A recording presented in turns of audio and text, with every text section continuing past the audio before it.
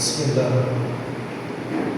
الحمد لله نحمده ونستعينه ونستغفره ونعوذ بالله من شرور أنفسنا ومن سيئات أعمالنا من يهده الله فلا مضل له ومن يضلله فلا هادي له وأشهد أن لا إله إلا الله وحده لا شريك له وأشهد أن محمدا عبده ورسوله وما بعد قال الله تعالى في القرآن الكريم أعوذ بالله من الشيطان الرجيم يا أيها الناس اتقوا ربكم الذي خلقكم من نفس واحدة وخلق منها زوجها وبث منهما رجالا كثيرا ونساء واتقوا الله الذي تساءلون به والأرحام إن الله كان عليكم رقيبا وقال الله تعالى أيضا يا أيها الذين آمنوا اتقوا الله حق تقاته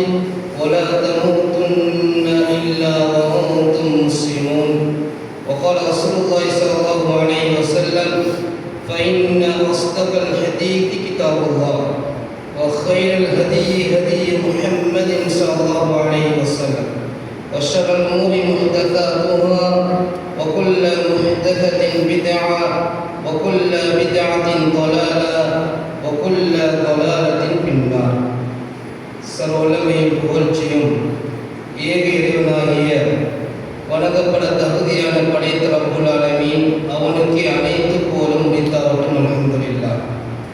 வார்த்தைகளில் சிறந்த தெளிவான வார்த்தை படைத்த ரப்புல் ஆலமீன் அவனுடைய வார்த்தை என்றும் வழிகாட்டல்களில் சிறந்த முன்மாதிரியான வழிகாட்டல் நபிமார்களில் அனுப்பப்பட்ட இறை தூதர் முஹம்மது ஸல்லல்லாஹு அலைஹி வஸல்லமுடைய வழிகாட்டல் என்றும் மார்க்கத்தின் பெயரால் புதிதாக உருவாக்கப்படக்கூடிய அனைத்து அனுஷ்டானங்கள் பித்ஆத்துக்கள் அனைத்து பித்ஆத்துக்கள் வழிகேடுகள் அனைத்தும் இறுதியாக நரகத்தின் பாய்ட்டு செல்லும் என பெருமானார் ஸல்லல்லாஹு அலைஹி வஸல்லம் அவர்கள் கூறியதை இந்த புனிதமான தருணத்திலே ஞாபகம் ஊட்டிக் கொள்கின்றேன். அன்பார்ந்த ஈமானிய சகோதரர்களே, நாமெல்லாம் பர்து ஐனது ஜும்ஆவுடைய கடமையை நிறைவேற்றி வைக்க வேண்டி படைத்த ரப்புல் ஆலமீன் அவனுக்கு மிக விருப்பமான இடங்களில் ஒன்றான இந்த மஸ்ஜிதிலே நாம் எல்லாம் ஒன்று சேர்ந்திருக்கின்றோம். அதே போல நாளை மறுமை நாளில் படைத்த ரப்புல் ஆலமீன் நீங்கள் அனைவரையும் மஹ்ஷருடைய மைதானத்திலே ஒன்று திரட்டுவதற்காக காத்துக் கொண்டிருக்கின்றார். அப்படிப்பட்ட அந்த சோதனை மிக்க தருணத்தில் படைத்த ரப்புல் ஆலமீன் அரசுடைய மேலே 7 கூட்டத்தாருக்கு வழங்குகின்றான். அந்த நிழலை பெறக்கூடிய பெரும் பாக்கியசாலிகளாக நானும் என்னை பெற்றெடுத்த தாய் தந்தைகளுக்கும் அதே போல உங்களுக்கும் உங்களை பெற்றெடுத்த தாய் தந்தைகளுக்கும் முஃமினான ஆண்களுக்கும் பெண்களுக்கும் விதியாக வேண்டும் என்ற இனிய பிரார்த்தனையுடன் அன்பார்ந்தவர்களே, இந்த இடத்தில் மிக முக்கியமான ஒரு தலைப்பு தெரிவு செய்யப்பட்டிருக்கிறது. அதற்கு முன்னால் இப்படியான ஒரு சிறப்பான ஒரு சந்தர்ப்பத்தை தந்த அல்லாஹ்வுக்கு நாம் அதிகமாக சுக்ர் செய்ய வேண்டிய ஒரு கடமைப்பாட்டில் இருக்கிறோம். அன்பார்ந்தவர்களே, முதல் கட்டமாக புரிய வேண்டிய ஒரு பகுதி, சென்ற ரமதானில் எம்மோடு சிறப்பாக கழித்தவர்கள் தற்போதைய ரமதான் என்று வருகின்ற பொழுது முழுமையாக கழிக்கக்கூடிய பாக்கியத்தை இழந்து மன்னரை வாழ்க்கையில் வாழ்ந்து முடியக்கூடிய தருணத்தை நாங்கள் காண்கின்றோம். அதே போல இன்னும் சில விவகாரங்கள் நாங்கள் பார்க்கின்ற பொழுதோ சில பேர் உயிரோடு இருந்தாலும் கூட ரமதானை முழுமையாக கழிக்க முடியாத ஒரு பதற்ற நிலையை காணக்கூடிய காட்சியை நாங்கள் காண்கின்றோம். எதுவாக இருந்தாலும் அல்லாஹ் ரப்புல் ஆலமீன் இந்த ரமதானுடைய மாதத்தை தந்துவிட்டு இந்த ரமதான் மாதத்தை பற்றி சொல்கின்ற பொழுது ஒரு துக்கப்பிருல்லாஹ் அலா மா ஹதாக்கும் வ லஅல்லக்கும் தஷ்குரூன். அல்லாஹ் இப்படிப்பட்ட ஒரு சந்தர்ப்பத்தை தந்த அல்லாஹ்வை அதிகமாக தக்பீர் சொல்லுங்கள். ஏனென்று சொன்னால் லஅல்லக்கும் தஷ்குரூன், நீ அல்லாஹ்வை பெருமைப்படுத்துவதுதான் நீ அல்லாஹ் செய்ய ஷுக்ர் ஆகும். அதனால தான் இஸ்லாமிய மார்க்கம் இந்த பெருநாளுடைய முதல் தினத்தில் இருந்து தக்பீர் என்று வழிகாட்டு என்று சொல்லி தருகிறது. அதனால் அன்பார்ந்தவர்களே, இந்த அருமையான ஒரு சந்தர்ப்பத்தை அதிகமாக எண்ணி அல்லாஹ் அதிகமாக ஷுக்ர் செய்ய வேண்டிய ஒரு கடன் எங்களிடம் இருக்கிறது. அதை நாம் நன்றாக புரிந்து கொள்ள வேண்டும். அந்த அடிப்படையில் இன்றைய ஹுதுபாவுடைய தலைப்பு விடை பெறும் ரமதானும் பெறப்பட்ட படிப்பினைகளும் என்ற ஒரு தலைப்பு தெரிவு செய்யப்படுகிறது. இந்த தலைப்பை பொறுத்தவரைக்கும் ஏராளமான படிப்புகள் இருந்தாலும் தலைப்பிலே மாத்திரம் குறிப்பிடுவது இந்த ஜும்மாவுடைய நேரத்துக்கு பொருத்தமாக இருக்கும் என்ற அடிப்படையில் அன்பார்ந்தவர்களே, அல்லாஹ் ரப்பல் ஆலமீன் அனைத்து ரமதானிலும் தரக்கூடிய மிக முக்கியமான ஒரு படிப்பினை அல்லாஹ்வை பற்றிய ஒரு பயம். அதை நான் சொல்லுவோம் தக்குவான்னு சொல்லுவோம். அல்லாஹ் ரப்பல் ஆலமீன் அல்-குர்ஆன் குறிப்பிடுகிற பொழுது இந்த நோன்புடைய நோக்கத்தை பற்றி அல்லாஹ் சொல்லி காட்டுகிறார். யா அய்யுஹல்லதீன ஆமனூ குதிப அலைக்குமுஸ் ஸியாம் கமா குதிப அலல் லதீன மின் கப்லிக்கும் லஅல்லக்கும் தத்தகூன். இந்த நோன்பு என்பது உங்களுக்கு மாத்திரம் கடமையாக்கப்பட்ட ஒன்று கிடையாது. உங்களுக்கு முன்னுள்ள சமுதாயத்துக்கு நோன்பு விதியாக்கப்பட்டிருந்தது. என்ன காரணம்? லஅல்லக்கும் தத்தகூன். நோன்பு பிடித்தால் தக்வா வர வேண்டும். நோன்பு பிடிக்கின்ற பொழுது அனைத்தும் தக்வா பிரதிபலிக்க வேண்டும். உங்களுடைய கைகள் தக்வாவாக இருக்க வேண்டும். வார்த்தை பிரயோகம் தக்குவாக இருக்க வேண்டும். ஒரு ஆள் நான் பழகின்றோம் என்று சொன்னால் அதிலேயும் தக்குவா இடம்பெற வேண்டும். வியாபாரத்தில் தக்குவா இடம்பெற வேண்டும்.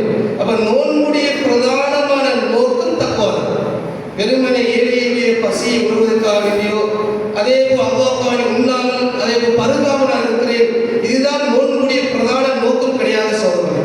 இப்ப நோன்புடைய பிரதானமான நோக்கம் தக்குவா.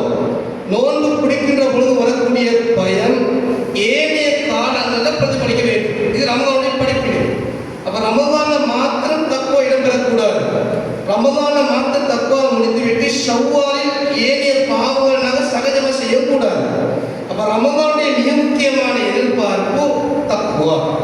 அவர் தக்குவா எதிர்பார்க்கிறாங்க. இந்த அளவுக்கு பாருங்க, நாங்கள் புரிந்த தக்குவாவும் சஹாபா பெருமக்கள் புரிந்த தக்குவாவுக்கும் பாதி வித்தியாசம் காணப்படுகிறது. இந்த அளவுக்கு உமர் இப்னு கத்தாப் ரலியல்லாஹு அன்ஹு நாட்டுடைய தலைவராக இருக்கிறார். அமீருல் முஃமினீன் இரண்டாவது கலீஃபா. அவர் ஒரு முறை ஒரு கேள்வியை கேட்கிறாரு. உபை இப்னு கஅப் என்ற நபித்தோரை பார்த்து மத் தக்வா, உபை இப்னு கஅபே தக்வானா என்ன? அப்ப கேள்வி கேட்டது நாட்டுடைய தலைவர். கேட்கப்பட்ட ஒரு சஹாபி, நாட்டுடைய தலைவர். அப்ப உபை இப்னு கஅப் என்ற நபித்தோழர் அதுக்கான பதிலை சொல்லாமல் இன்னொரு கேள்வி அந்த சஹாபியை பார்த்து கேட்கிறார். உமர் இப்னு கத்தாப் என்ற நபித்தோழர் பார்த்து இன்னொரு கேள்வி இவர் கேட்கிறார். கேட்டவர்கிட்ட விடையை சொல்லாமல் இவர் ஒரு கேள்வி கேட்கிறார். என்ன கேள்வி? அம்மா சலக்த தரீக்கன் ஃபீ ஷவ், அமீருல் முஃமினீனே, அது கற்கள் முட்கள் நிறைந்த ஒரு பாதை நீ நடந்து போயிருக்கீங்களா? அப்ப கேட்ட கேள்வி தக்குவானா என்ன? அப்ப டைரக்டா பதில சொல்லாமல் ஒரு விளக்கப்படுத்தவே இன்னொரு கேள்வி சஹாபி கேட்கிறார். அப்ப உமர் இப்னு கத்தாப் என்ற நபித்தோழர் சொல்றாரு, ஆமா நடந்து சென்றிருக்கிறேன். அவர் சஹாபி பார்த்து இன்னொரு கேள்வி கேட்கிறப்ப சனஅத்த, இந்த பாதையில போறேன்னு எப்படி நீங்க போனீங்க? எப்படி பாதை நீங்க கலைஞ்சீங்க? கற்கள் இருக்கிறது, முட்கள் இருக்கிறது, உடம்புல உபாதை ஏற்படும், ஆடைகள் கிழிக்கப்படும், ஒரு பாரதூரமான ஒரு பாதையாக காணப்படுது, நினைத்தபடி நாங்கள் செல்ல முடியாது, எப்படி நீங்க போனீங்க? அவர் சஹாபி சொல்றாரு, உபை இப்னு கஅபே, அந்த பாதையில எவ்வாறு சென்றேன்னு சொன்னால் மிச்சம் ஜாக்கிரதையாக நடந்து செல்கின்ற பொழுது ஆடையில உபாதை வரக்கூடாது, இந்த உடம்புல பாதிப்பு வரக்கூடாது, இதெல்லாம் நான் கவனத்தை எடுத்துக்கொண்டு நான் எப்படி சென்றேன், மிச்சம் ஜாக்கிரதையாக சென்றேன். இந்த பதில சொன்ன பிறகு இந்த சஹாபி கேட்ட கேள்வி பதிலுக்கு வாராரு, பதானிக்க தக்குவா. இதுதான் தக்குவா. தக்குவா என்பது இந்த உலகத்தில் கற்களும் இருக்கும், முட்களும் இருக்கும், ஹலாலும் இருக்கும், ஹராமும் இருக்கும், இன்பம் இருக்கும், துன்பம் இருக்கும். ஆனால் முஃமினை பொறுத்தவரைக்கும் அனைத்தையும் கழிந்து பெறக்கூடிய இறுதியான ஒரு அடைவு தான் தக்குவா சொல்றாங்க. நான் பாருங்க, வியாபாரம் வரைகிற பொழுது எத்தனை சவால்கள் வருகிறது, குடும்ப உறவுகள் வரைகிற பொழுது எத்தனை சவால்கள் வருது. இப்படிப்பட்ட சவால்களை நாங்கள் தாண்டி அல்லாஹ்வுடைய பொருத்தத்தை மாற்ற நாங்கள் தெரிவு செய்யணுமே, இதுதான் சகோதர தக்குவா. இதான் தக்குவாவுடைய வரைவிலக்கணம். இதை சஹாபா பெருமக்கள் புரிந்து கொண்டார்கள். இதுதான் நபிகள் ஸல்லல்லாஹு அலைஹி வஸல்லம் இறைத்துவ அனுப்பிய சமுதாயத்தை பாருங்க, மிச்சம் படித்த மேதைகள் கிடையாது, இருளில் சூழ்ந்த ஒரு சமூகம். இதுவரை அந்த சமுதாயம் ஐயாமுல் ஜாகிலியாக்கான சமுதாயம் வர்ணிக்கப்பட்ட ஒரு சமுதாயம். சின்ன பெண்கள், பெண் குழந்தை பிறந்தால் கொலை செய்வார்கள், வட்டிகள் சர்வசாதாரணமாக காணப்பட்டன, விபச்சாரம் சர்வசாதாரணமாக காணப்பட்டது, பெண்கள் ஒரு அடிமை பொருளாக காட்சிப்படுத்தப்பட்டன. இப்படிப்பட்ட ஒரு சமுதாயத்துக்கு வெளிச்சத்தை கொண்டு வருவதற்கு அனுப்பப்பட்ட இறைத்தூதர் முஹம்மது ஸல்லல்லாஹு அலைஹி வஸல்லம் மிகப்பெரிய ஒரு சவால். ஏனைய சமூகத்தை போல திருத்த முடியாது. இப்படிப்பட்ட சமுதாயத்தை பார்த்து ஹராத்தை ஹலாலை இறைத்தூதர் சொல்லி காட்டுறார். முதலாவது சொன்னது அல்லாஹ் பற்றிய பயம். அல்லாஹ்வுடைய பயத்தை சொன்னதால் அந்த சமூகத்துக்கு மத்தியில் பாரிய மறுமலர்ச்சி ஏற்பட்ட விதத்தை ரப்புல் ஆலமீன் சுத்த ஆலயங்களை சொல்லி காட்டுறாங்க.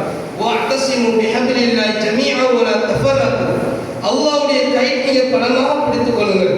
வலா தஃபர்ரகு, நீ பிரிந்து விட வேண்டாம். வத்குரு நிஅமத்தல்லாஹி அலைக்கும் இத் குன்தும் மஅதா, அல்லாஹ் தந்த நிஅமத்தை நீ நினைவு கூறுங்கள். என்ன நிஅமத்? இத் குன்தும் மஅதா, நீங்க எதிரிகளா இருந்தீங்க. எந்த அளவுக்குன்னா அடுத்தவன காணிக்குள்ள ஆடி பேய்த்திருந்தால் பல வருஷங்களுக்கு யுத்தங்கள் ஜாலியா காலங்கள். அதே போல வாழடியாக யுத்தம் நடைபெற்ற காலப்பகுதி. பிள்ளைக்கு சொத்தை சொல்லிக்கு மறந்தாலும் பகையை சொல்லாமல் மறக்க மாட்டார்கள். பகையை சொல்லிவிட்டு தான் மௌத்தை அடைவார்கள். அந்த அளவுக்கு இருந்த ஒரு காலப்பகுதி ஐயாமுல் ஜாஹிலியா. அப்ப இந்த காலத்தில் இருந்தவர்களை அல்லாஹ் ரப்புல் ஆலமீன் அல்குர்ஆன் சொல்லி காட்டுறான். இது குன்தும் மஅதா, நீங்க எதிரிகளாக இருந்தீர்கள். ஃபஅல்லக பைன குலூபிக்கும் ஃபஅஸ்பஹ்தும் பிநிஅமதி இஹ்வானா. இப்படிப்பட்ட ஒரு சமுதாயத்தை அல்லாஹ் ரப்புல் ஆலமீன் ஒரு இணைப்பை ஏற்படுத்தினார். அந்த இணைப்பு தான் சொல்றது தக்வா. அந்த இணைப்பை ஏற்படுத்தினவுடன் எந்த அளவுக்கு அகுன்துமல ஷஃபா குஃப்ரத்தி மினன்னார், நீங்க நரகத்துடைய விளிம்பில் இருந்தீங்க. ஆனா இப்ப எந்த அளவுக்கு பாருங்க, எந்த ஒரு சஹாபி நான் சொல்ற நேரம் ரலியல்லாஹு தஆலா அன்ஹு நான் சொல்றோமா இல்லையா, அல்லாஹ் புரிந்து கொண்ட சமுதாயம். இந்த சமுதாயத்துடைய ஆரம்பட்ட வரலாறு பாருங்க. எந்த சஹாபி எடுத்துக்கொள்ளுங்க. இதனால தான் சஹாபா கவலைப்பட்டாங்க. அம்ர் இப்னு ஆஸ் ரலியல்லாஹு தஆலா அன்ஹு மரணத்துடைய தருவாயில் அழுது கொண்டிருக்கிறார். எந்த அளவுக்குன்னா மறுபக்க சுலத்தை பார்த்து திரும்பி அழுது கொண்டிருக்கிறார். அப்ப மகன் வந்து கேட்கிறாரு, பாப்பா பார்த்து, பாப்பாவே இறைத்தூய மீது ஒரு நன்மாராய ஒரு பஷாரத் உங்கள்கிட்ட வரலையா? அப்ப அந்த அம்ர் இப்னு ஆஸ் நபித்தர் மகனை பார்த்து சொல்றாரு, அன்பு மகனே, என் வாழ்க்கையில் நான் 3 கட்டங்கள் நான் சந்தித்தேன். முதலாவது கட்டம் இஸ்லாத்தை வெறுத்த கட்டம், அதான் ஜாஹிலியா காலம். இந்த அளவுக்கு நான் முகம்மதை கொலை செய்ததுக்கு அவ்வளவு விருப்பமான ஒரு காலகட்டம். இது முதலாவது கட்டம். அது நான் மௌத்தா இருந்தால் நிச்சயம் நான் நடக்கவாது, எந்த விதமான சந்தேகமும் கிடையாது. மகனை பார்த்து வாபஸ் சொல்லுவார். 2வது காலகட்டம் இஸ்லாத்தை நான் ஏற்றுக்கொண்டேன். நான் ஏற்றுக்கொள்றதுக்கு முன்னால பையசவிக்கு முன்னால இறைத்தூத பாதை கேட்ட ஒரு கேள்வி, அல்லாஹ்வுடைய தூதரே, நான் இஸ்லாத்தை ஏற்றுக்கொண்டால் இஸ்லாத்துக்கு முன்பு செய்த பாவங்கள் எல்லாம் மன்னிக்கப்படுமா? அதை பிறகு இறைத்தூதர் ஆம் என்று சொன்ன பிறகு பையச்சு செஞ்சேன்.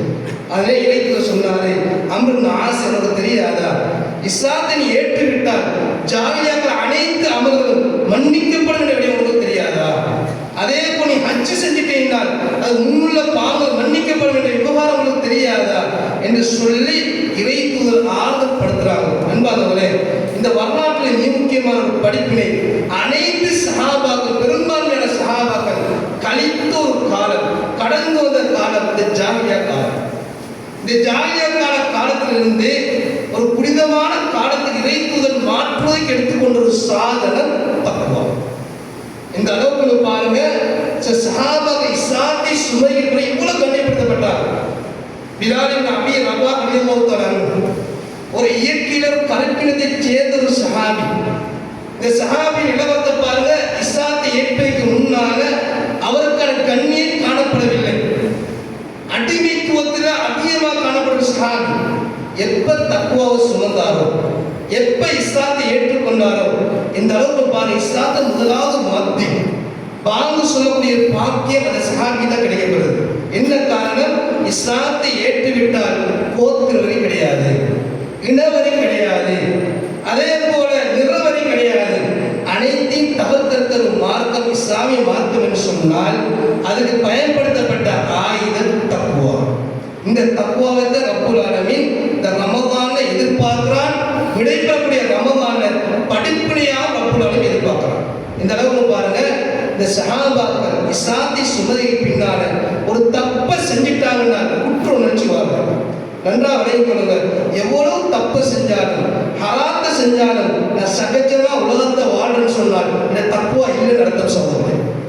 நான் ஒரு பாவத்தை செய்யறேன், பயம் வருதில்லை. ஹராத்த செய்யறேன், பயம் வருதில்லை. ஒரு ஆளோட உரிமையில நான் மீறுறேன், பயம் வருதில்லை. நான் விலகிக் கொள்ள வேண்டிய முக்கியமான ஒரு பகுதி என்னுடைய தக்குவால குளறுபடி இருக்கிறது. ரமதான் எதிர்பார்த்த தக்குவாவில் சரியான ஒரு பூர்ணம் கிடைக்கவில்லை என்ற அடிப்படையாக புரிந்து கொள்ளணும். இந்த அளவுக்கு பாருங்க, சஹாபாக்கள் வரலாறு நான் பார்க்கிற நேரம் ஒரு தவறு செஞ்சிட்டாங்கன்னா அடுத்த கணம் பயந்துருவார்கள். ஒருமுறை இறைத்தூதரை காண வருகின்றார். ரசூலுல்லாஹி ஸல்லல்லாஹு அலைஹி வஸல்லம் சஹாபா பெருமக்கள் இருக்கிறாங்க. சஹாபா பெருமக்கள் சொன்ன மிகப்பெரிய கண்ணியமான சஹாபாக்கள் இருக்கிறாங்க. இவர்களுக்கு மத்தியில் இந்த சஹாபி வருகின்றார். வந்து சொல்றார், ரசூலுல்லாஹ் அல்லாஹ்வுடைய தூதரே, இன்னி கது ஸனைத்து ஃபதஹிர்னி, நான் விபச்சாரம் செஞ்சிட்டேனே, தூய்மைப்படுத்துங்க. அன்பானவர்களே, உலகத்துடைய கேவலத்தை சஹாபி பார்க்கிறார். அந்த சஹாபி யோசிக்கிறார், இறைத்தூதர் முன்னாடி இருக்கிறார். அது மாத்திரமா போர்க்கலால் பேர் பெற்ற சஹாபாக்கள் முன்னாடி இருக்கிறாங்க. இதுக்கு முன்னால் நான் விபச்சாரம் சொன்னது எவ்வளவு பெரிய கேவலம். இந்த கேவலத்தை சஹாபி பார்க்கிறார். குற்ற உணர்ச்சி, தக்குவா. இறைத்தூதர் சொல்றாங்க, நீ போய் தௌபா கேளு. 3 விடுதல் நடக்குது. இறுதி அவன் சொல்றான், அதோட தூதரை, இன்னைக்கு அது ஸனைத்து ஃபதஹிர்னி, நான் விபச்சாரம் செஞ்ச தூய்மைப்படுத்தி தான் ஆகணும். அவன் நபியா ஸல்லல்லாஹு அலைஹி வஸல்லம் அந்த சஹாபியின் கொண்ட இரக்கத்தின் காரணமாக பக்கத்துல சஹாபாவை பார்த்து கேட்கிறாரு, அபி ஜுனூன் அஷ்ரிப ஸம்ரன், மாயசிக்கிற பைத்தியமா மதுபான போதையில இருக்கிறார், குடிச்சிட்டு வந்திருக்கிறாங்க. இறைத்து 2 விதமான கேள்வியை கேட்டு உறுதிப்படுத்துறாங்க. அப்ப சஹாபாக்கள் சொல்றாங்க, குடிக்கவும் இல்லை, புத்தி பேதிக்கப்படவும் இல்லை, தெளிவான தன்மையில் சரியான முறையில் மாயஸ் இருக்கிறார். அன்பாதவர்களே, அதுக்கு பிறகு அந்த சஹாபியின் தன்மை நிறைவேற்றப்படுகின்றது. உங்களை போல சிந்திப்பதாக இருந்தால் அந்த சஹாபி இந்த நோண்டி என்ற தன்மை, கேவல என்ற தன்மையை உலகத்துக்காக வேண்டி எவ்வளவு நாம் பாவத்தை செய்கிறோம். அன்பாதவர்களே, நன்றாக புரிந்து கொள்ள வேண்டும். அந்த சஹாபி தன்னை நிறைவேற்றப்பட்டது. ஆனா எங்களுக்கான முறையை பார்த்து தௌபா என்ற வழிகாட்டை இஸ்லாம் சொல்லி தருது. நான் பாவத்தை சகஜமா செய்யறோம். நான் உலகத்துல அடுத்தவன் பார்த்து வெட்கப்படுறோம். மறுமை நாள் இந்த வாப்பா இருப்பார், இந்த புள்ள இருக்கும், இந்த உறவுகள் இருக்கும். எந்த ஊரை கண்டு நான் பயந்தனோ அனைத்து ஊர் மக்களும் இருப்பார்கள். அனைவருக்கும் முன்னாலே விபச்சாரம் என்று சொல்றதா சகோதரர் மிகப்பெரிய கேவலம். இந்த கேவலத்தை கண்டு பயப்படுவதான மிகப்பெரிய ஒரு ஆயுதம் தக்குவா. தக்குவா வந்துட்டுனால் அல்ஹம்துலில்லாஹ், எங்கள்கிட்ட எந்த விதமான தவறு வரைந்த பொழுது ரெட் லைட் பத்தும், எங்களுக்கான எச்சரிக்கை வரும். இதைத்தான் ரமதான் மாதம் விட்டு சென்ற மிகப்பெரிய சொத்து சகோதரர். இந்த சொத்து ஷவ்வால் இருக்கணும், துல்காதால் இருக்கணும், துல்ஹிஜ்ஜால் இருக்கணும். இப்படி இருந்தால்தான் ரமதான் மாதத்தை நான் சரியான முறையில் பயன்படுத்துறீங்க என்ற திருப்தியை ஆழமாக பதிவு செய்து கொள்ள முடியும் சகோதரர். அதே போல் 2வது ஒரு படிப்பினை அல் குர்ஆன். அதிகமான படிப்பினைகள் காணப்பட்டாலும் இந்த குறுகிய நேரத்தில் மிக முக்கியமான படிப்பினைகள் மாத்திரம் சிந்தனைக்காக வேண்டி பதிவு செய்து கொள்வது. 2வது படிப்பினை அல் குர்ஆன். அன்பாதவர்களே, அல் குர்ஆனை நாங்கள் புரிந்த விதம், ஆனால் அல் குர்ஆன் எதிர்பார்க்கக்கூடிய விதத்தை நாங்கள் பார்க்கிற பாரிய வித்தியாசம் இருக்கிறது. அதிகமான பேரை பார்க்கலாம், அல் குர்ஆனை ஓதுவதை மாத்திரம் இலக்காக கொள்வார்கள், அடுத்த செய்தி விட்டு விடுவார்கள். அல் குர்ஆன் என்பது 3 விதமான நோக்கத்துக்காக வேண்டி ரப்புல் ஆலமீன் தந்திருக்கிறார். முதலாவது நோக்கம் அல் குர்ஆனை ஓதுவது. உங்களுக்கு தெரியும், யார் ஒருவன் அல் குர்ஆனை ஓதுறான்னு சொன்னால், லா அகூலு அலிஃப் லாம் மீம் ஹர்ஃபுன், அலிஃப் லாம் மீம் என்று ஒரு எழுத்தை நான் சொல்ல மாட்டேன். இறைத்தூதர் சொன்னார்கள், அலிஃபுன் ஹர்ஃபுன் லாமுன் ஹர்ஃபுன் மீமுன் ஹர்ஃபுன். அந்த 3 சொற்களை ஓதினால் 30 நன்மை வந்துடும். அப்ப அல் குர்ஆன் ஓதுவதற்கு நன்மை இருக்கிறது. ஏதாவது ஹதீஸ்களுக்கு ஓத நன்மை கிடையாது சொல்லுவாங்க, அதை அமல்ட்டு தான் நன்மை. ஆனால் குர்ஆனுக்கான தனித்துவம், குர்ஆனை ஓதினாலே நன்மை இருக்கிறது. அது எந்த விதமான மாற்று கருத்து கிடையாது. இது ஒரு பகுதி சகோதரர்களே. 2வது பகுதி இருக்கிறது, அல் குர்ஆனுடைய போதனையால் கட்டுப்படுறது. எப்படி கட்டுப்படுறது? வெறுமனை ஓதினால் மாத்திரம் போதாது. ஓதினால் அன்பாதவன், என்னுடைய மொழி தமிழ் மொழி. அல் குர்ஆனுடைய அழகு வாசனை வருகின்ற பொழுது அதனுடைய அர்த்தங்கள் புரியாமல் சகஜமா இருக்கும். ஆனால் அல்லாஹ் ரப்புல் ஆலமீன் அல் குர்ஆன் அதை மாற்றி எதிர்பார்க்கவில்லை. நான் குர்ஆனை எவ்வாறு ஓதுனோமோ அதே போல குர்ஆனுடைய தர்ஜமா நாம் வாசிப்போம். சில நேரங்கள் நான் மம்னூனா இருப்பேன், இமாம் தொழிப்பார், மரணத்துடைய வசனம் வரும், நாங்கள் தக்பீரை கட்டி வியாபாரத்தை நாங்கள் யோசிப்போம். நான் தக்பீரை கட்டி என்னுடைய மனைவியை நான் யோசிப்பேன், தக்பீரை கட்டி என்னுடைய குடும்பத்தை நான் யோசிப்பேன். அப்படி என்று சொன்னால் 2வது நோக்கம் பாதிக்கப்படுது சகோதரர். அல் குர்ஆன் 2வது நோக்கம் போதையினால் கட்டுப்படுறது. அல்லாஹ் ரப்புல் ஆலமீன் அல் குர்ஆனை சொல்லி காட்டின பொழுது, வைதா சமிஉ மா உன்ஸில இல ரசூலி தரா அய்யுனஹும் தஃபீது மினத் தம்இ மிமா அரஃபு மினல் ஹக். அல்லாஹ் ரப்புல் ஆலமீன் அல் குர்ஆனை சொல்லி காட்டுறான், இறைத்தூதர் மீது இறங்கிய அந்த அல் குர்ஆனிய வசனத்தை இந்த சஹாபா பெருமக்கள் கேட்டு விட்டார்கள் சொன்னால் அவரோட கண்களை பார்த்தீங்கன்னா அழுவார்கள், கண்ணீர் வடிப்பார்கள்.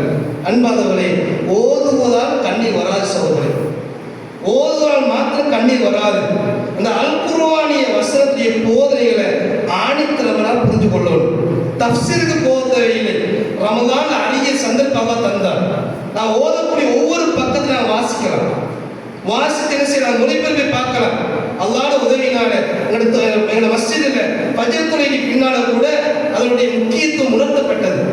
ஒவ்வொரு வசனத்துடைய தர்ஜமாக சொல்லப்பட்டது. என்ன நோக்கம்?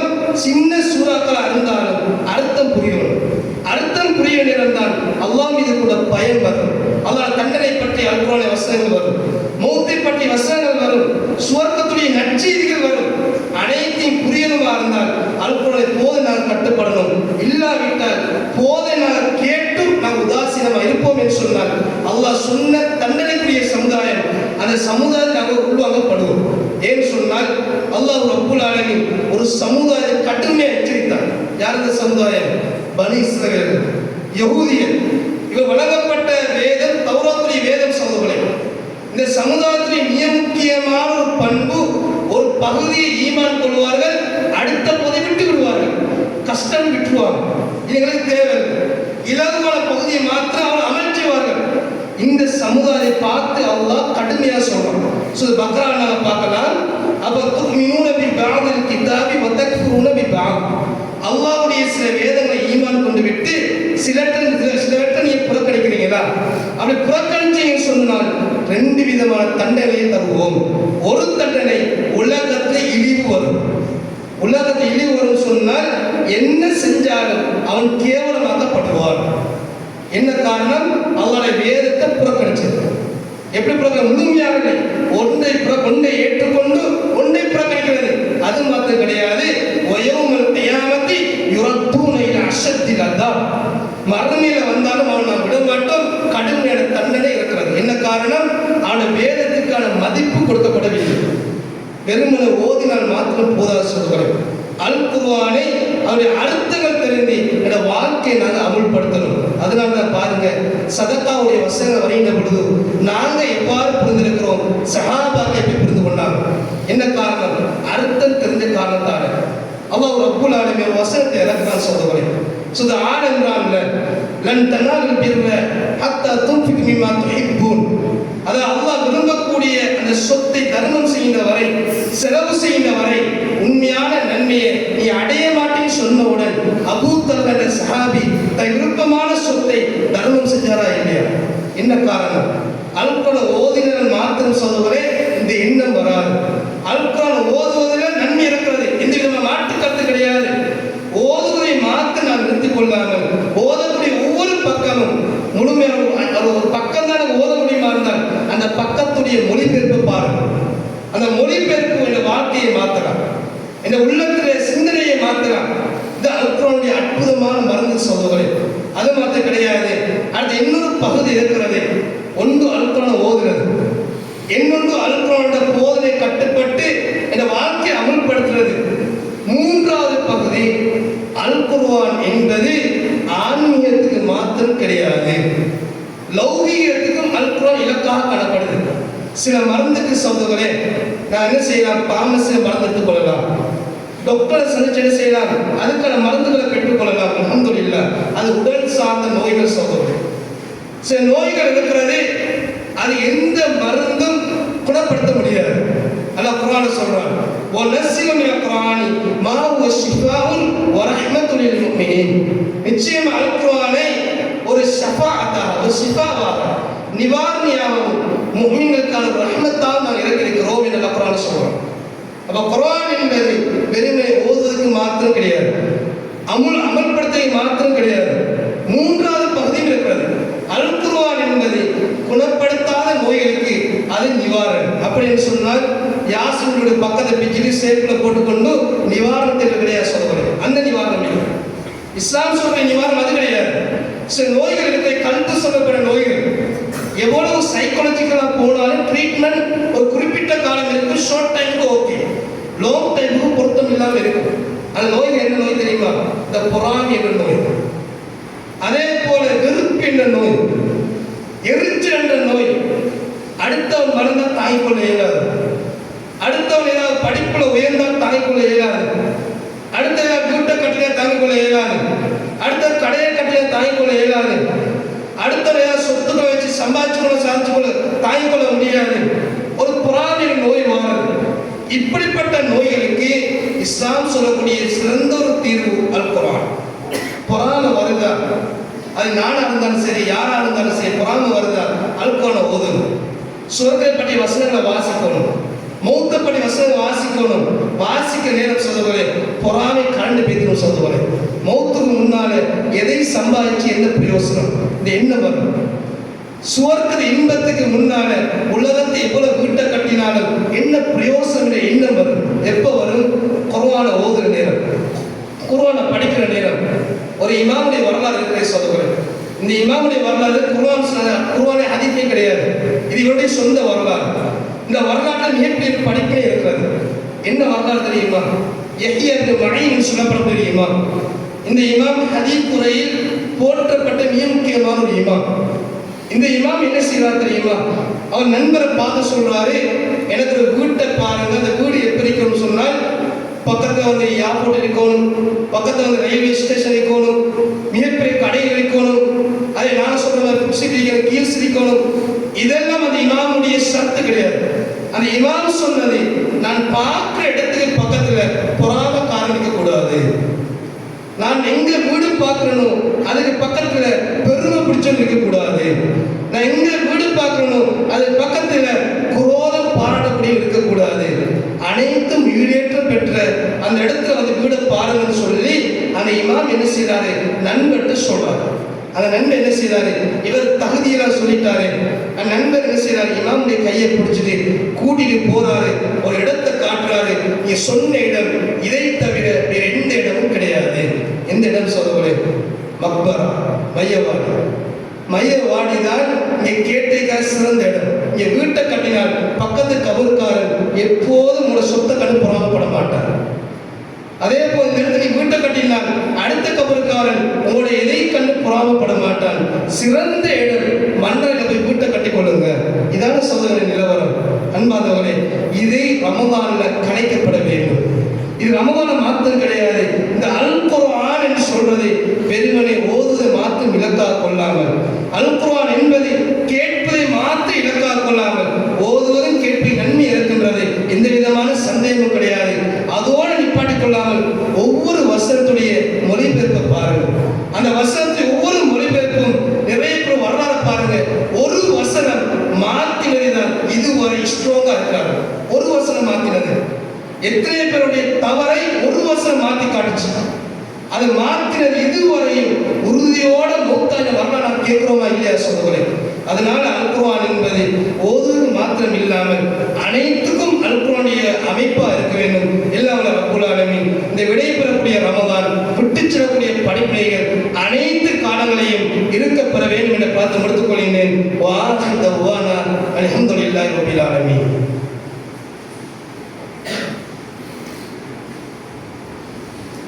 அல்ஹம்துலில்லாஹி ரப்பில் ஆலமீன். வஸ்ஸலாத்து வஸ்ஸலாமு அலா அஷ்ரஃபில் அன்பியாஇ வல் முர்ஸலீன் வ அலா ஆலிஹி வஸஹ்பிஹி அஜ்மஈன். அம்மா பஅத். அன்பார்ந்த சகோதரர்களே, முதலாவது ஹுத்பாவில் இரண்டு விதமான ரமதானுடைய படிப்பினைகளை நாங்கள் பார்த்தோம். இறுதியான ஒரு படிப்பினையுடன் இந்த ஹுத்பாவை முடித்துக் கொள்வது பொருத்தமாக இருக்கும் என்ற அடிப்படையில் ஏற்கனவே சொல்லப்பட்ட அடிப்படையில் தான் ரமதானுடைய படிப்பினை என்று சொல்லிட்ட பொழுது அதிகமான படிப்பினைகள் காணப்படுகின்றன. ஆனால் மிக முக்கியமான படிப்பினைகள் மாத்திரம் ஒரு சிந்தனைக்கு பதிவு செய்து கொள்வோம். அடுத்த ஒரு படிப்பினை, ரமதான் மாதம் வருகின்ற பொழுது இஸ்லாம் சொல்லக்கூடிய ஒரு போதனை, வன்முறைகள் கை தூக்கப்படக்கூடாது. அடுத்தவனுக்கு ஏசுறது, அடிக்கிறது, கோல் சொல்வது, புறம் பேசுறது, ஏழு காலத்தை ஹராம் ரமதான் என்று வருகின்ற பொழுது கடுமையாக இஸ்லாமிய மார்க்கம் பார்க்கின்றது.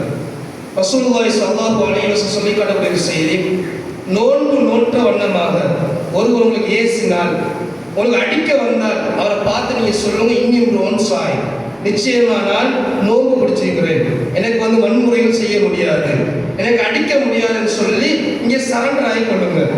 ஏன் சொல்ல நோன்பு என்று சொன்னால் நாவடக்கம் என்று கட்டாயமாக பார்க்கப்பட வேண்டும். அதே போல் அடுத்தது, இந்த நாவடக்கம் என்பது ரமதானில் மாத்திரமானு கேட்டால் அது மாத்திரம் கிடையாது. நாவடக்கம் என்பது அனைத்து காலங்களையும் நாங்கள் பிரதிபலிக்கப்பட வேண்டும். எந்த அளவுக்கு ரசூலுல்லாஹி ஸல்லல்லாஹு அலைஹி வஸல்லம் சமூகத்துக்கு சொல்றதுக்கு முன்னால் என்ன செஞ்சாங்க, மனைவிமார்களுக்கு இந்த நாவடக்கத்துடைய அருமையை புரிய வச்சாங்க. மிக முக்கியமான வரலாறு தான். சில நேரங்கள் அதிகம் அந்த வரலாறு கேள்விப்பட்டிருப்போம். இந்த தலைப்புக்கு பொருத்தமான ஒரு செய்தி என்ற காரணத்தால் மறுபடியும் ஞாபகப்படுத்துறோம். என்ன செய்தின்னு சொன்னால், ரசூலுல்லாஹி ஸல்லல்லாஹு அலைஹி வஸல்லம் வீட்டில் இருக்கிற நேரம் ஆயிஷா ரலியல்லாஹு அன்ஹா வீட்டில் இருக்கிறாங்க. அப்ப யஹூதி கூட்டம் வருகிறது. அப்ப யஹூதி கூட்டம் வந்து இறைத்ததை பார்த்து சொல்றாங்க, அஸ்ஸலாமு அலைக்கி அபுல் காசிம். அபுல் காசிம் தான் இறைத்தருடைய புனை பேர், சிறப்பு பேர். அப்ப இறைத்ததை பார்த்து நாசமா போன்னு சொல்றாங்க. சொன்னாக்கள் யாரு? யஹூதியர். யாருக்கு சொன்ன? இறைத்துதல். யாருக்கு முன்னால்? மனைவிக்கு முன்னால். 3 விதமான சம்பவம் இருக்கிறது. அப்ப மனைவிக்கு முன்னால் சொன்னவுடன் இறைத்தருடைய நாவடக்கத்துக்கு முன்மாதிரி. அப்ப இறைத்து என்ன செய்யறா? அழைக்கும், உங்கள் மீது உண்டாகட்டும் சொல்லி என்ன செய்யறாங்க? சாப்டரை க்ளோஸ் பண்றாங்க. ஆனா உள்ளுக்கு இருந்த மனைவிக்கு கோபம் வருகிறது. 2 விதமான காரணம். ஒன்று, கணவனுக்கு ஏசினா மனைவி தாங்க மாட்டார் என்ற ஒரு பெண்ணியல் தன்மை இருக்கிறது. 2வது, இந்த உலகத்துக்கு அனுப்பப்பட்ட இறைத்தூதர் ரஹ்மத்துல் ஆலமீன் அருட்கொடை, இவரை பார்த்து நாசமா போன்னு சொன்னா நாங்க கூட விட மாட்டோம். யோசிச்சு பாருங்க, இறைத்தூதை பார்த்து இறைத்தூதை பட்ட கேலி சித்திரம் வரையப்பட்டா கூட நாங்க சிரிக்க மாட்டோம். எவ்வளவு கோபம் வரும். ஏசி அதை வரைஞ்சவனுக்கு கடுமையா பொதுவா செய்வோம். அவ்வளவு நாங்கள் சபிப்போம். சில நேரங்கள் ஆர்ப்பாட்டத்துக்கு இறங்குமா தான் இறங்குவோம். காரணம் என்ன? உயிரை விட அதிகமாக நேசிக்கக்கூடிய ஒரு மனிதர் இறைத்தூதர். அவ இறைத்தூதை பார்த்து நேரடியாக நாசமா போன்னு சொன்னால் அந்த மனைவிக்கு கோபம் வருகிறது. இப்ப கோபம் வரக்கூடிய தருணத்தில் வார்த்தை விடுறாங்க. என்ன வார்த்தை? அல்லாஹ் உங்களை சபிக்கட்டும், அல்லாஹ் உங்களை கோபப்படட்டும். சொன்ன 2 வார்த்தைகள். அல்லாஹ் சபிக்கட்டும், அல்லாஹ் கோபப்படட்டும். சொன்ன உடனே இறைத்தூதை யோசிக்கல, மனைவி கோபமா இருக்கிறாங்க. இப்ப போய் திருத்த போன அடுத்த சைட் பேத்துரும். நான் என்ன செய்யும்? பொறுமையாக ஆறுதலா திருத்தோம் என்று இறைத்தனுடைய தவ கிடையாது. சுட திருத்தினாங்க. மனைவியை பார்த்து சொன்னாங்க, ஆயிஷாவே நீ ஆயிஷா, ஆயிஷாவே பொறுமையாக இருங்க. அழைக்கி ரிஃப்கி வஇய்யாகி பில் உன்ஃப். நீங்க சாஃப்ட்டா இருக்கணும், வன்முறை எச்சரிக்கையா இருந்து கொள்ளுங்க. அப்ப ஆயிஷா கேட்கிறாங்க, அல்லாஹ்வுடைய தூதரே, அவரம் தஸ்மாய் மா காலு, அவங்க என்ன சொன்னா நீங்க கேட்கலையா? அவன் நபியா சொல்றாங்க, ஆயிஷாவே அவரம் தஸ்மாய் மா குல்து, நான் என்ன சொன்ன நீங்க கேட்கலையா? அவன் நாசமா போன்னு சொன்னாங்க, நான் அழைக்கும் சொல்லிட்டேன், நீங்க போங்கன்னு சொல்லிட்டேன். இதுக்கு பிறகு நீங்க சபிக்க தேவையில்லை. நான் சபிப்பது என்பது ஒரு முஃமினாக இருக்க முடியாது. இறைத்துறை இன்னொரு செய்தி இருக்கிறது, ஒரு முஃமின் என்பவர் சபிக்க மாட்டார். என்ன பிரச்சனை வந்தாலும் நாக்கை சபிக்க மாட்டார், ஏச மாட்டார். இந்த பண்பை நாங்கள் இல்லாம ஆக்க வேண்டும் சொல்கிறேன். இந்த ரமதானுடைய காலத்துல கண்ட பெரிய ஒரு ஃபித்னா தான் உலகளாவிய ரீதியில் ஏற்பட்ட பெரிய சவால்கள். எங்களுக்கு தெரியும், நாடுகள் மீது யுத்தங்கள் நடைபெற்றுக் கொண்டிருக்கின்றன. நாடுகள் மீது யுத்தம் நடைபெற்றுக் கொண்டிருக்கிறது. இதுல யுத்தங்கள்ல அல்லாஹ்வுக்கு தான் தெரியும், இதுல உண்மையான ஆழமான அறிவு. சில நேரம் நான் என்ன செய்யறோம்? வெளிப்படையான தோற்றத்தில் நாக்க நாங்கள் அடைவிக்கிறோம். சில நேரம் ஒரு நாட்டை ஏசுறது, ஒரு நாட்டை சபிக்கிறது, அதே போல் நாங்கள் நேரடியாக பார்த்த மாதிரி கலைக்கிறது. ரமதான்ல அற்புதமான அமல் அபுல்லா வைத்திருக்கிறார். அந்த அமலெல்லாம் தூக்கி எறிந்துவிட்டு நான் என்ன செய்யணும்? உலக பிரச்சனை நான் பேசி ரமதான் நாங்கள் வீணா கழிச்சு எத்தனை பேர் இருக்கிறோம் சகோதரர்களே, அன்பானவர்களே. இந்த நாக்கு என்பது நன்றாக புரிந்து கொள்ள வேண்டும். நன்மைக்கான வழியும் நாக்குதான், நரகத்துக்கான வழியும் நாக்குதான். ஒரு சஹாபி கேள்வி கேட்கிறார். யார் இந்த செய்தியை பொறுத்த வரைக்கும் அப்துல்லாஹ் முஸ்லிம் நபித்துறை அறிவிக்கிறார். ஒரு சஹாபி கேட்கிறாரு, என் ரசூலுல்லாஹ் அல்லாஹ்வுடைய தூதரே, இன்னிக்கது ஷராஇல் இஸ்லாம், நிச்சயமா இஸ்லாத்துடைய சட்டங்கள் கது கஃபரத் அலைய, என் மீது பாரமா இருக்கிறது. ஃபஹ்பிர்னி பிஷைஇன், எனக்கு ஒரு விஷயத்தை சொல்லித்தாங்க, மௌத்து வரை நான் அதை பின்பற்றணும். அப்ப இறைத்துவ எக்கச்சக்கமான அமல் இருக்கத்தக்க அந்த சஹாபியுடைய நிலைமையை கருதி சொல்லி கொடுத்த ஒரு அமல் இந்த நாக்கு சகோதரன். நான் எஸாலு லிசானுக ரத்பம் மின் திக்ரில்லாஹ், உன்ன நாக்கை அல்லாஹ்வை திக்ர் செய்ய வைப்பார், ஈரடிப்பால் துரைச்சா வச்சுக்கோள். அப்ப நாக்கு என்பது சபிப்பதற்கான ஊடகம் கிடையாது. அப்ப நாக்கு என்பது அல்லாஹ் திக்ர் செய்வது. எவ்வளவு நாள் திக்ரிங்க? தொழுகை முடிச்சா அதுக்காக இருக்கிறது, காலை மாலை துவாக்கள் இருக்கிறது. அதே போல் இன்னும் சில துவாக்கள் அடிக்கடி ஓதலாம். இறைத்தூதர் 70 தடவைக்கு மேல அதிகமாக தௌபா கேட்டிருக்கார்கள். அஸ்தக்ஃபிருல்லாஹ் வ அத்தூபு இலைஹ், சுப்ஹானல்லாஹி வபிஹம்திஹி அதத ஹல்கிஹி வ ரிதா நஃப்ஸி வ ஸினத அர்ஷி வ மிதாத கலிமாத்திஹி. சொற்ப நேரம் சோதனை நன்மைகள் அள்ளித்தரும். இதான் திக்ருக்கான வழிமுறை. அதே போல் அடுத்த கட்டம், இந்த பெருநாளுடைய தினத்தில் முக்கியமான விடயம், பெருநாள் என்பது சந்தோஷத்துக்கான தினம் சோதனை. அது எந்த விதமான மாற்று கருத்தும் கிடையாது. அந்த நேரத்தில் நான் என்ன செய்யணும், சந்தோஷம் மாற்ற நான் பயன்படுத்திக் கொள்ளாமல் ஒரு சிறிய குறிப்பாக நான் சொல்லி காட்டும். இத்தலைப்பு கூற வேண்டிய பகுதி கிடையாது, ஒரு குறிப்புக்காக சொல்லி காட்டும். பெருநாளுடைய தினத்தில் எவ்வளவு அமல்கள் இஸ்லாம் சொல்லி தந்திருக்கிறதோ அதே போல் துவா என்ற விஷயம் சொல்லித்தருது. அதே நான் தக்பீர் கேட்கிறது, துவாக்களை கேட்கிறது. அந்த துவாக்களை கட்டாயம் உலகம் எதிர்கொள்ளக்கூடிய சவால்கள் அதே மாதிரி நான் துவா கேட்கணும். நிறைய பேர் இன்னும் வெளி உலகம் தெரியாமல் சர்வ சாதாரணமாக பேசிக் கொண்டிருக்கிறார்கள். சோதனை உலகத்து நிலவரத்தை நான் பார்க்கிற நேரம் இனி வரக்கூடிய காலம் எவ்வாறு இருக்கும் என்பது கேள்விக்குறியாக இருக்கிறது. அல்லாஹ்வுக்கு தான் தெரியும். அதை முறியடிக்கக்கூடிய ஒரு அடிப்படை அல்லாஹ் இருக்கிறது. அல்லாஹ் கையேந்தணும். வெறும் நான் பேசி பேசி நன்மைகளை சிதறடிக்காமல் இந்த பெருநாளுடைய தினத்தில் அதிகமாக இந்த உலகத்தில் இங்கே முஸ்லீம்களாக இருந்தாலும் சரி, அதே போல ஏனைய சகோதரர்களாக இருந்தாலும் சரி, நான் துவாக்களை கேட்க வேண்டும்.